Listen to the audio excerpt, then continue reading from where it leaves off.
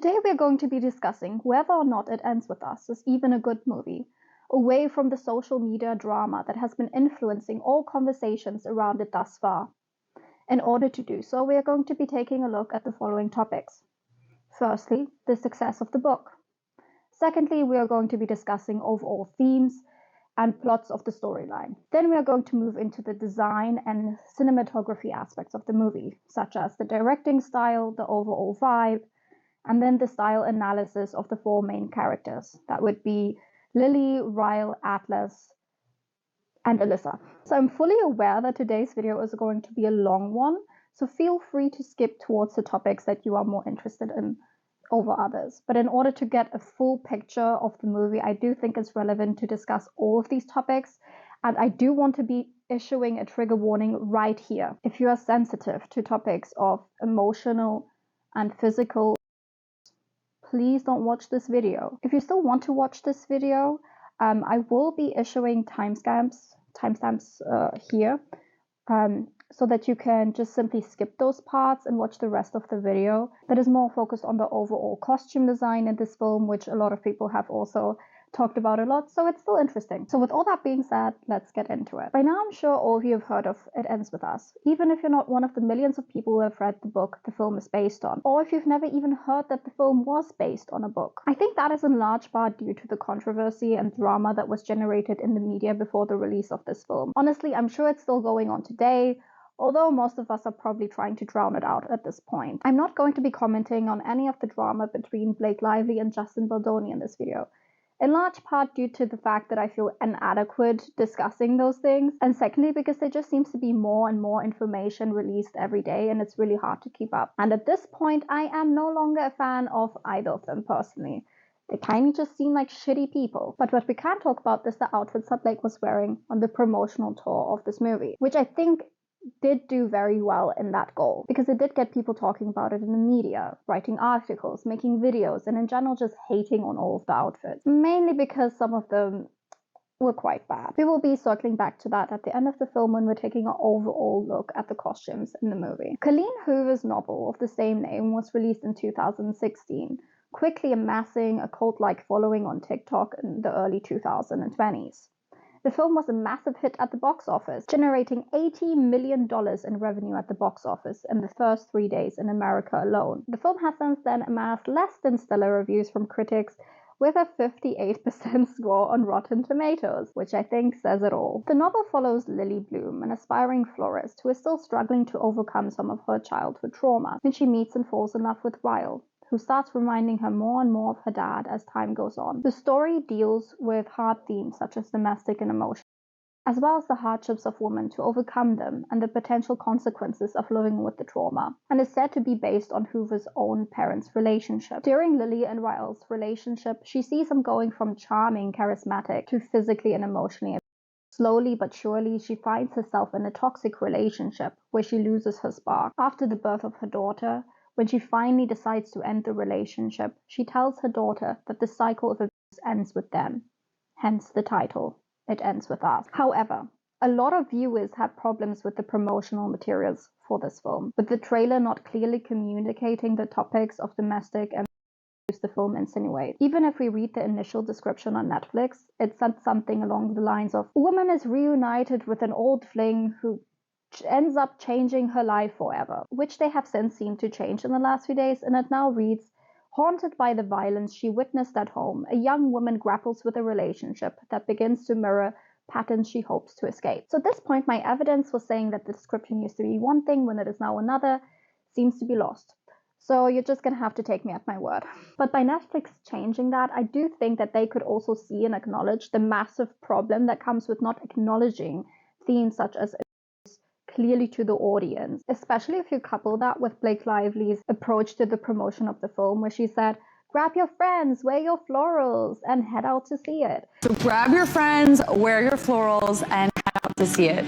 Which fed into this overall narrative that this film was some sort of romantic comedy or chick flick. And I guess the argument can be made. Like, yeah, it's the responsibility of the viewer to find out what exactly a film is about before they go and watch it. Or since the film was based on the book, hey, read the book first before going to watch it. But my problem with those arguments are the following. Firstly, that is very gatekeepy. You don't have to read a book in order to enjoy the film the film is based on. And secondly, when it comes to heavy themes such as and violence, that should at least be clearly communicated in the trailer. Because what can happen is if someone who has a history with a domestic and violence enters a movie like that based solely on the trailer or a description on the streaming platform where that was not properly communicated, it can be triggering as hell. Even for me personally, I had seen some of the publicity Justin Muldowney was doing, where he was talking about his personal struggle and trying to depict the story around domestic in an accurate way. But I was still very triggered when watching this film, and I do think that is in large part due to seeing some of the Blake Lively interviews where she was promoting this as some sort of light-hearted entertainment that personally really skewed my perception of the film beforehand. And I think it is important that we properly communicate themes of violence and abuse in films for exactly that reason. So the audience is able to make a better educated decision whether or not they even want to see that movie or would be able to handle seeing that movie in the first place. A lot of people praise Colleen Hoover's approach to domestic violence in her novel and looked at it as a great source of inspiration that helped many to overcome domestic situations in their own life. And I think it's important that we take that into account when we talk about the story.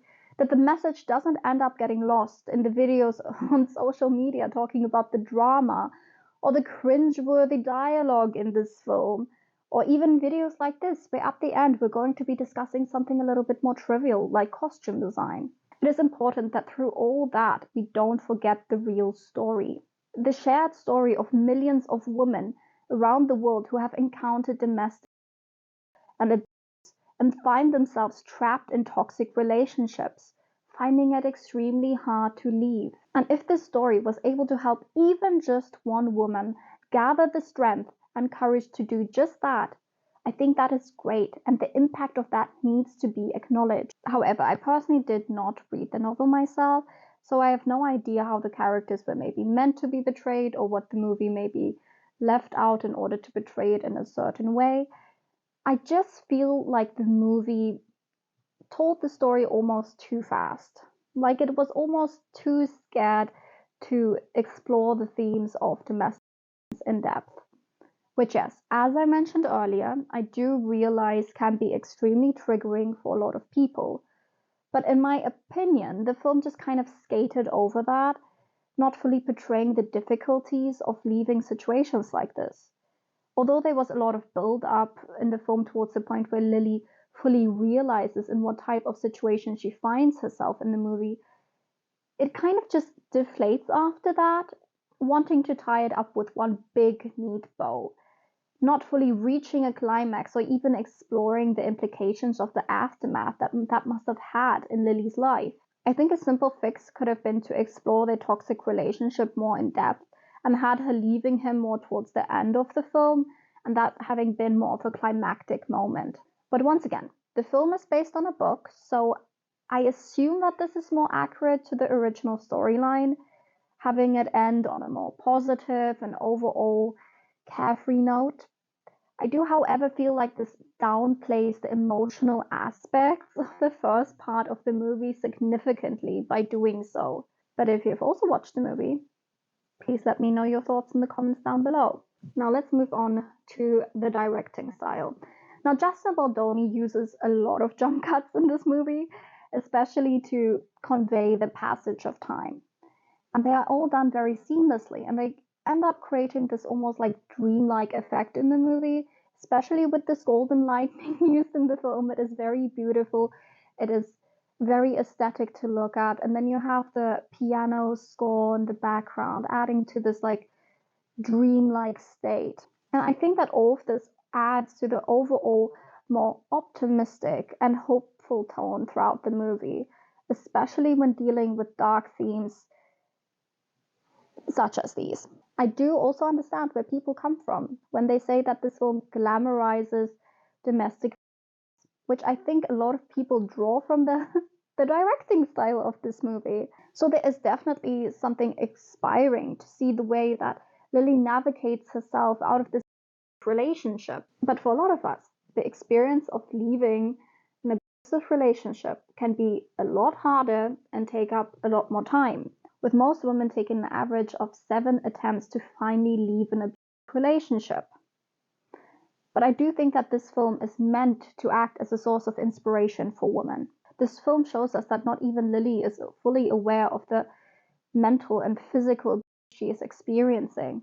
So how can the film portray that to us as the audience when the main character has not even fully accepted that for themselves? The film showcases this by first showing us Lily's experiences with domestic violence through her own eyes, mainly through the form of accidents or other ways that she ends up getting hurt, but not ever showing us until later in the film, which is then triggered by this attempted what actually ended up happening in those situations. And that was an extremely powerful decision to make from a directing standpoint. And it is only when she accepts what has truly happened that she's able to reframe these experiences and see them clearly. And once that happens, she is then able to leave him. Okay, so let's move on to the costume and set design, and hopefully we don't have to talk about such depressing topics anymore. So, a Time article had the following to say about the costuming of Blake's character. The intention is seemingly to show that Lily is quirky, yet relatable bohemian spirit. But the effect is a character whose clothing, despite Lively's earnest efforts as an actor, makes her feel tonally mismatched with the movie she is in. And although I do get the argument for saying this is a serious movie and therefore the costuming needs to be serious, I personally don't agree with this statement. When we take into the account the tone of the movie, as the author states, we cannot simply take into account the plot as we would with a book. This is a movie. Therefore, no matter the plot, the tone and overall vibe of the movie will be communicated through the directing style, as we previously mentioned. In this film, where the tone of the movie is overall light and promising despite dealing with heavy topics, I personally think the costumes feel right at home. Lily's costumes are mirrored in the soft golden lighting that we see throughout the movie. The flower motifs and mismatched prints, no matter how out of place they would feel in the real world, still work for her character and fits into the design of her flower shop. Further on, they emphasize the disjointed and out of place feeling between her character and Ryle. For example, in his apartment, everything has a distinctly modern and cold atmosphere, making it visually clear to the audience that Lily is not at home and clearly does not fit into his world. This effect is echoed every time that we see her in her own apartment, whether it is at the beginning of the film before she moves in with Ryle, or at the end when she once again lives alone. Or even her own childhood bedroom, which has a distinct bohemian feel to it. She is a free spirit at heart, whether she is drawing, spending time with her plants, or creating the environment around her. So, are her outfits a bit ugly? Yes. But do I think they suit her character? Yes. The production designer Russell Barnes said the following: "For Lily's world, the goal was to create spaces that felt relatable and attainable, inviting and warm, with bursts of vibrant color and intricate details that mirrored her creativity and resilience. Atlas's restaurant subtly echoed the essence of Lily Bloom's, highlighting the parallel paths of these two characters. In contrast, Ryle's world leaned into a regimented, cooler, and more high-end design, reflecting his controlled and structured appearance. We deliberately muted the color palette in certain environments during Lily's darker periods, reflecting her emotional state. I think this is extremely evident if we first take a look at Lily's outfits from when she was a teenager. We can see very similar style influence and uses of color compared to her later outfits. It still carries the same earthy vibes, featuring a very crunchy grunge 2000s aesthetic, reflecting her love of gardening and overall connection to the natural world. The style is just not as elevated yet as her adult self, with fewer of the sexy style elements that we see sprinkled in throughout Blake's outfits. The costume designer for It Ends With Us is Eric Damon, who actually worked on Gossip Girl. The costume designer worked very closely with Blake Lively to create the costumes for her character, with her even bringing in several items from her personal wardrobe in order to portray the character as she personally envisioned. For Lily's style, they leaned very into vintage-inspired elements, without making it too feminine by incorporating lots of masculine influences, as we can see in the overall silhouette as well as some of the individual pieces. They bring this through with a lot of workwear elements, such as men's dungarees and overalls. The costume designer described this as a hard protective outer layer and shell, which adds to her character and everything that she has gone through. But by showcasing clothing with a bit of an unconventional, harder edge to it, they wanted it to seem upon first glance that she would not necessarily be the type of woman you would expect to end up in an abusive relationship. And that is exactly the point. By doing that, they showcase that all women, regardless of how they look, can end up in an abusive relationship. Lily's style as an adult very clearly still mirrors her style as a teenager, which we see in the flashbacks, from her outfits playing in a similar color palette to incorporating lots of similar pieces such as dungarees, beanies, and oversized jackets. One thing that was very interesting to note was how similar these jackets were that she wears both as a teen and an adult. This is once again done intentionally to show how much of connection she has towards her younger self and she still carries around with her, as well as this connection that she still feels towards Atlas. Her outfits all feature this deep, rich, desaturated autumnal colors, which was complemented beautifully by the rich colors of her flower shop and the overall warm lighting used throughout the film. Her outfits also all have this element of chaos to them, which mixes the various prints, colors, and style influences into one outfit, giving them all a very distinct feel. We can see her sporting looks from the 70s, 90s, and even some 2000s inspiration. The movie offsets all these vintage pieces by pairing them here and there with some luxury pieces. Even though Lily does come from an upper middle class family, they wanted to portray her as a hard-working businesswoman who could go out and buy herself a designer bag if she damn well felt like it. In the film, we see her mainly with this go-to Valentino tote bag of hers, but she's also seen carrying a Fendi bag, sporting some Louis Vuittons, and most notably these YSL crystal mesh boots, which she wears in the party scene and apparently comes from Blake Lively's own wardrobe.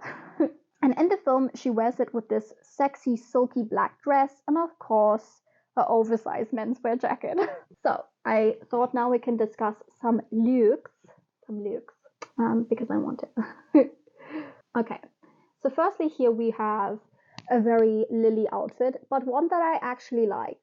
I'm gonna tell you why. The colors all make sense in this outfit. Even though, yes, she is wearing denim on denim, I don't hate it. On the denim jacket, the denim pants, and then this blue color in the button down all relate to each other. We have this white fleece lining of the huge denim coat that then once again brings out the white in the button down and the white in the tank top. And then we have this pop of red, which also draws from the red in the button down. These sexy boots. I love those boots. They're so freaking sexy. Like, I don't hate it. She looks great in this outfit. It's definitely more of like an elevated Lily outfit. Next, we have the party outfit. This dress is sexy. The boots are sexy. Her hair looks great. Just leave the jacket away. Just leave the jacket. But would this be a Lily Bloom outfit if it was purely sexy? Not really. Like, I get it. I get it for the character, but I don't like it. But I get it. Then next, we see this outfit. Once again, as I said before, I don't know, have I said this? She rewears a lot of the pieces in the outfits, and I like that.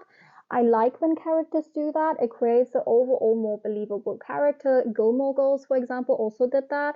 But a lot of movies, the character wears a different freaking outfit in every scene.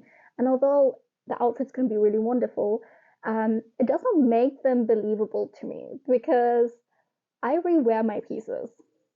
And if you don't rewear your pieces, we don't live in the same universe. I'm not hating on you. I'm just saying we're not like on the same level. But okay, we have the jacket. This what do you call this? Camo? Is this camo? Like this camo military oversized jacket. Of course, you have the camo military pants to go with it. Is it the same camo? No. Is it in the same color family at least? Once again, very earthy undertones. The boots, she always wears boots. Find me one outfit where she does not wear boots in this movie, because I've not seen it. I challenge you, if you're watching this movie, go find an outfit where she's not wearing boots. I'm not hating on it. I love boots. And then we have this bag. Bag and the boots are both very simple, and I do think that helps like tone it down a bit, because if we have now like a crazy print with that bag, I might like lose my shit. This is once again a very Lily Blooms outfit. Reminds me of something I would have worn as a teenager, to be honest. I'm pretty sure I had exactly that, like same, what do you call that, cardigan thing. I had that. And she's wearing that with the iconic Valentino tote that she wears. I don't hate it. I like the purple in the pants. It kind of works with her cover up thing. The boots are sexy. Black in the boots with the black in the bag. She's re-wearing the white tank top. We like that. I like that. So we like that. Yeah. I mean, this is also the first outfit we see her in. So this like sets the tone for her outfits. And she also wears often a crop top with high-waisted pants, which is me. I know like people like crop tops are over. I love a crop top, and I'm not going to stop wearing them. Even in winter. Today I'm not wearing a crop top. But 90% of the time I'm wearing a crop top, even if it's like minus degrees outside, because I like them. Okay, here we have another outfit, and I did find another photo of this outfit so that we have a little bit of perspective. Okay, so oversized men's overalls, a little bit of grunge, a little bit of mask elements with the sexy red boots. I'm not mad at it. I'm not mad at it. And then she has, of course, the oversized denim jacket over it. I don't think it's bad. Is it a lot? Like, on me, I'm very petite. I would look like a potato sack in this outfit, even with the sexy shoes. I would look questionable. But she's like, what, like Lively is huge. She has the frame to pull this off. I don't hate it. And in this other photo, we can see she's once again wearing this button down with the blue, white, red in it, drawing the red from the shoes. So I do feel like this is more of like an intentional outfit, not super ugly. Before we get into this, I am sure if you have seen the paparazzi photos for this movie, you've seen this outfit. And in the movie itself, I'm gonna say, and the photos are for the movie, I didn't hate it. I know, crucify me. But I didn't notice it in the movie, to be honest, because she was in her flower shop wearing this. I cannot remember if this is like the outfit she wears like at the opening of the flower shop, or where she was just like in the flower shop. But her flower shop is so freaking chaotic, and I love it. I love it. It's beautiful. Don't get me wrong. I love the flower shop. It kind of just fit in with it, and that's the goal of it. She's like meant to fit into her surroundings. So in that way, I guess it does feel very natural to her her character, but it's ugly. It's ugly. Like the individual pieces, I do not hate. There's not one of these individual pieces that I hate. They're just a little bit much paired together. Okay, these pants are kind of cool. Would I wear them? No. But the boxer shorts are also kind of cool. I would sleep in them. They're cute. The jacket, I don't hate. I don't hate the jacket. I think in the right outfit it can be kind of sexy. The shoes are sexy. Is she wearing socks with those shoes, or she's wearing boots? Did I find the first outfit where she's not wearing boots? I hope those are boots and not that she's wearing socks with those stilettos. Ew. Okay, next outfit. Again, very Lily. I almost said very Blake. Lily. We see her re-wearing the burgundy pants. I don't hate them. She's wearing them with the same shoes. Clearly she likes certain combinations, like the burgundy pants with the black boots and the button-down shirt with the red boots. It's like her thing, okay? We all have things. Once again, I don't hate this outfit. once again feels like something I would have worn as a teenager. I like the patchwork jacket. I think that's the first time I've said the word like about any of these items. I like a few of the items individually, okay? And I feel like it works well with the patchwork jacket, also like tank top.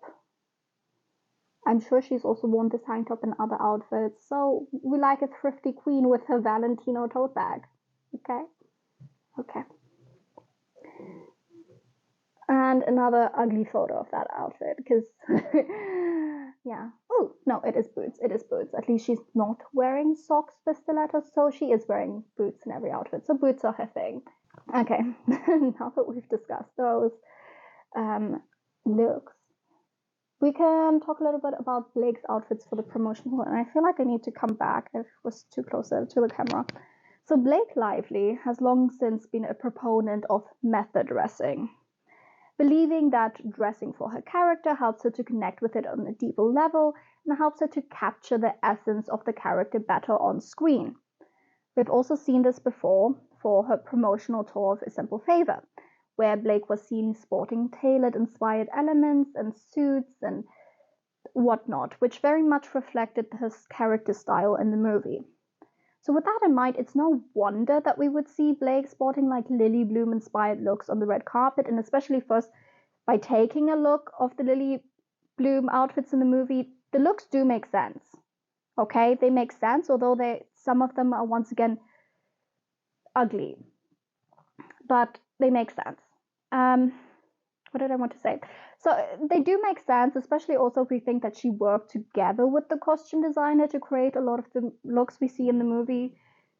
It was clearly like important to her or something. But what exactly is method dressing? Method dressing is a style approach where individuals, particularly actors, align their clothing choices with the roles they are portraying or the personas they wish to embody. This technique involves adopting specific styles, themes, or aesthetics that reflect the character's attributes or the project's narrative, enhancing the overall authenticity and immersion of the role. Okay, so firstly, we have this look, which I don't hate. Like, Blake looks good. Like, we can see her legs. She has great legs. If I had those legs, I would be showing them off all day, every day. And this little mini dress is very sexy, but it's still once again bringing in the florals, but just in a more like sophisticated and elevated way than maybe some of the outfits in the movie. Do I see Lily Bloom potentially wearing this outfit if she had to go on a red carpet? Yes. Which I guess is like the way we're going to be judging these outfits. Would Lily Bloom wear this? Oh, what would Lily Bloom do? No, I don't know. Something like that. Yes, she would wear it. 100%. Do I think Lily Bloom would wear this outfit? Yes. It is very much giving me Sisterhood of the Traveling Pants meets Lily Bloom. Like if they had a baby, it would be this outfit. This outfit is very much giving me a Serena van der Woodsen and Lily Bloom had a baby, it would be this outfit. Do I think Lily Bloom would wear this outfit? I mean, I like this outfit. I think it's beautiful, but do I think she would realistically wear this? No, she would be like, this is not cool girl enough for her. She would have to like wear the military jacket over it, you know? And but I like the outfit. Like the dress is very beautiful. It works for her body. At first I was like, oh yeah, the shoes work because they're like so pared down. Then I like moved in. I don't know what the hell is on the back of those shoes. Are those feathers? I'm gonna assume it's like some sort of floral thing to go with the florals. You know? I think those shoes could be very cute with like a mini dress. But with the long dress, it kind of gets lost in like the fabric. I don't get it. I mean, I get it, but no, we're not going to do that. And then the bangles, all very natural, wooden. It works. Lily would wear that. Next, we have this dress. It's beautiful. I heard that it took like hundreds of hours to embroider. I'm not going to be talking about the designers when I talk about the outfits in general because I don't think it's about the designers. It's about the looks. Something can be designer and absolutely atrocious, and something can be beautiful and gorgeous and have stunning design elements and not be by a luxury designer. So that's why I don't go into that so in depth. on this channel, but this dress is gorgeous. I'm gonna give them that. Whoever made this, good job. With the little mushroom bag. I know a lot of people would say maybe this outfit is ugly, but I really like it. Like the glittery mushroom bag with the little red shoes that is like giving me like Dorothy vibes and the little glitters on the dress. Would Lily wear this? I don't think so, but it's beautiful. That's like a way to wear outfit like inspired by the movie you were in and still be a red carpet queen, you know? I like the outfit. I like it. I want a little mushroom bag. I want that bag. And this is another example of being inspired by the film you're wearing and wearing more like upscale red carpet look. Would I wear this on my own body? No. Do I think it's beautiful and that it shows a lot of craftsmanship and intentional design, and whoever made this clearly knew whatever the fuck they were doing? It's beautiful. Would Lily wear this? I think so, because of the floral elements. Like, she would still be wearing a military jacket over it though. And this is the point where I don't like it. I get it. It's very Lily Bloom. But like the bag, girl, take the bag off. I don't like the bag with that, but I don't know. I get it. I just hate it. And no, I cannot say I hated the other outfit. I hate this outfit. Like, you look like a freaking toddler, girl. If you had access to those other dresses we just saw that were actually stunning and beautiful, yeah, maybe the styling was a bit much, but like they had some beautiful aspects to them. And then you come out wearing this when you had those other things in your freaking suitcase.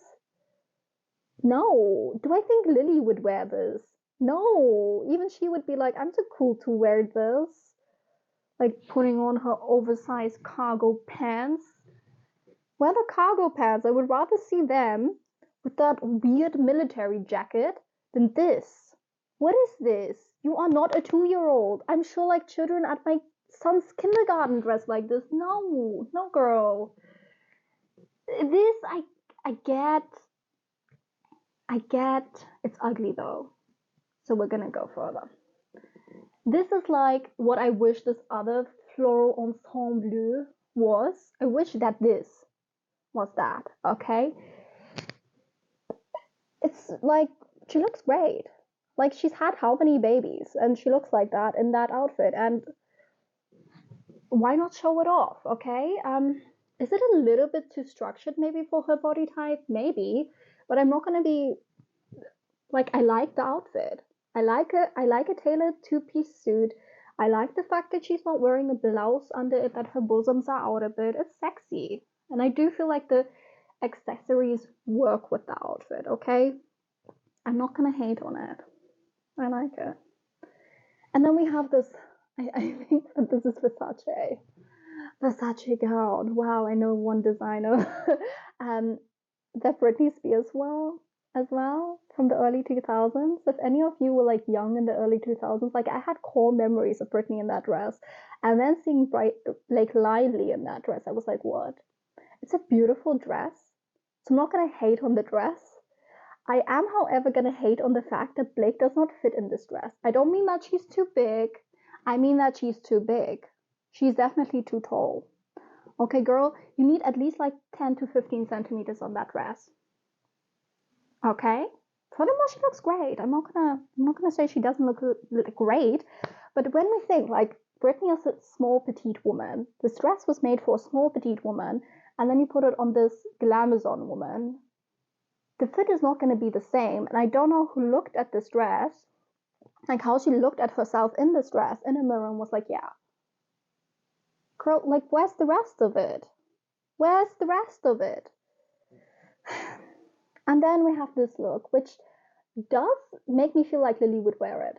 Lily would totally wear this. Like she was wearing those like silky corset tops, you know, like a few of them throughout the movie. Yeah, which didn't really make sense with the rest of the outfits, but like now the silky corset top, and this is basically that in a dress. And she looks great. I'm not gonna hate on it. I love the pink. Does it fit with her character a little bit? Yeah, because of the silky corset top. It's just a little bit too sexy. But she is, at the end of the day, an actrice on the red carpet, so she needs to look great. So those were the looks. That was my opinion. So now we go on to some of the other characters. Okay, so next we have Alyssa. And Alyssa is meant to portray the supportive, kind friend. She has a tendency towards more of the avant-garde and luxurious style. In the scene where we are introduced to her, she enters Lily's flower shop dressed in a custom Oscar de la Renta coat, an iconic orange Birkin. And this coat has a little story. And if you're like me and you like little stories to your little pieces, then strap yourselves in. Apparently, so the costume designer that we talked about, Eric Damon, who worked on Gossip Girl, he had this coat custom made by Oscar de la Renta for like some sort of scene in Gossip Girl. They ended up never using it.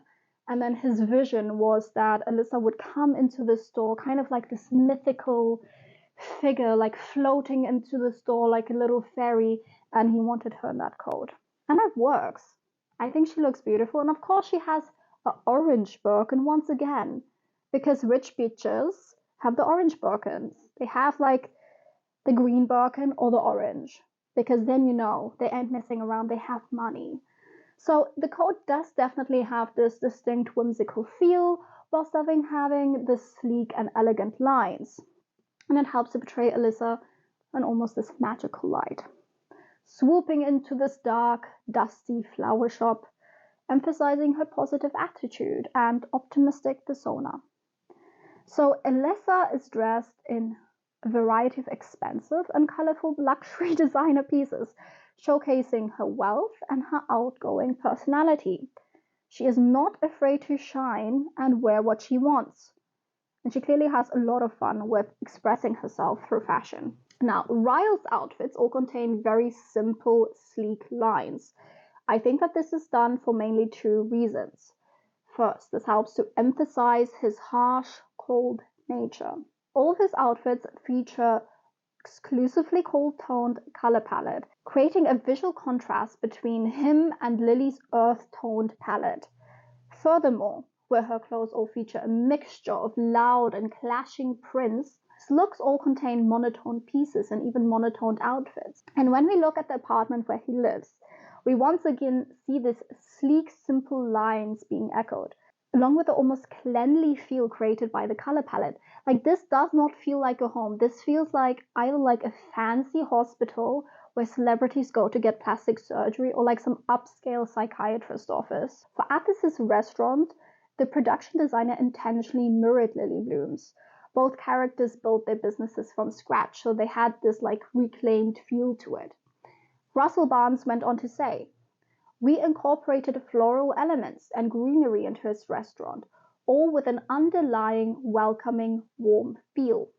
Lily needed to feel safe and secure in this environment." This once again emphasizes the stark contrast between Lily's overall vibe and Ryle's apartment, signaling to the audience that Atlas and Lily could potentially be a better match. Atlas's outfits mirror Lily's in exactly the same way. We see looser fit, vintage jeans and oversized jackets, as well as a lot of natural elements, from the rough denim to the soft leather, the relaxed t-shirts, and overall warmer toned color palette. Where Ryle is sleek and simple, Atlas is rough and natural. Where Ryle is cold, Atlas is warm. Based solely on the costumes in the movie, the designer is able to already signal to the audience so much about the personalities of these characters, all without them even having to say a word. And that is why I believe the costume design of this film is done incredibly well. Even though you or I might find some of the individual outfits a little bit ugly and might never wear those in our own life, the costume design is extremely successful in what it is meant to do, which is to tell a story. And not just any story, but it has to ultimately support the story playing out on screen. It lets us into the character's inner world through the use of fabric, colors, and patterns. It helps us to delve deeper into their personalities, their personal desires, and dreams for themselves, all through the clothing pieces. And that is ultimately very powerful. I would love to hear your thoughts down below. And what do you think about the costume design in this movie? And ultimately, whether we think or not that this movie was a good movie, which was the question I raised at the beginning of this video. And I'm gonna come, like, my thoughts on the plot, I already said at the beginning of this film. So I do feel like it's very nuanced. And do I feel like it, I, I think the movie did what it wanted to. I just didn't like it. Just because it was still triggering to me, and I spent like 70% of the movie crying, and I don't like watching depressive shit. But was it a bad movie? No. I did like the costume design. I did like the aesthetic of this movie. It was very beautiful to watch. If there was just not any of the actual story in there, I would have really liked it. Which I don't think is how you're supposed to judge a movie. But I am someone who literally only watches movies based on the visual aspects of it. I'm a very visual person. That's also why I'm obsessed with Wes Anderson movies, which almost never have a plot, but they're beautiful to look at. So I like beautiful things. I think the costumes was interesting, the lighting was interesting, the set design. I loved her floral shop. So am I happy I watched the movie? Yes. Would I watch it again? Not, no. I don't want to cry again. So that's just how I feel.